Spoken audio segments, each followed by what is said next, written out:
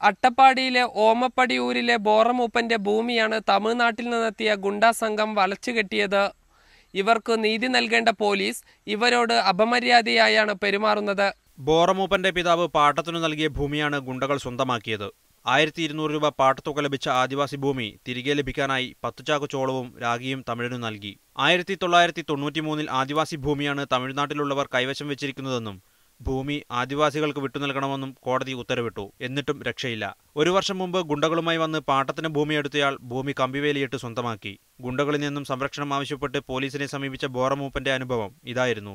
അന്ന് ഞങ്ങൾ പോലീസ് പറഞ്ഞപ്പോൾ പോലീസ് വന്നില്ല. 2-3 ദിവസം പണി ചെയ്ത പിന്നാണ് പോലീസ് വന്നത്. കലക്ടറോട് വിളിച്ചു പറഞ്ഞ് IG വരെ ഞങ്ങൾ വിളിച്ചു പറഞ്ഞിട്ട് അവർ പറഞ്ഞിട്ടാണ് ഇവർ പോലീസ് ഇങ്ങോട്ട് വന്ന് ഈ പണി നിർത്തിയത്. വർഷം 1 കഴിഞ്ഞിട്ടും അന്വേഷണം എങ്ങുമെത്തിയില്ല. എന്നാൽ ആദിവാസി ഭൂമി സ്വന്തമാക്കിയവർ ദിനംപ്രതി ഈ ഭൂമിയിലെത്തുന്നുണ്ട്.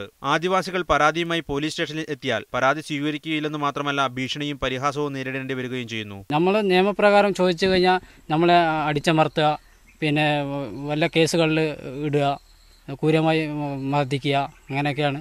SC/ST ആക്ട് പ്രകാരം ആദിവാസികൾക്ക് നേരെ നടക്കുന്ന അക്രമങ്ങൾ ഗൗരവമായി എടുത്ത് നടപടി സ്വീകരിക്കേണ്ടതാണ്. എന്നാൽ ആദിവാസികളെ കള്ളക്കേസിൽ ഉൾപ്പെടുത്തിയ മർദ്ദകർക്കൊപ്പമാണ് പോലീസ് നിൽക്കുന്നത്. ക്യാമറ പേഴ്സൺ ഷിജു ചിറ്റൂരിനൊപ്പം സാജിദ് അജ്മൽ, മീഡിയ 1, പാലക്കാട്.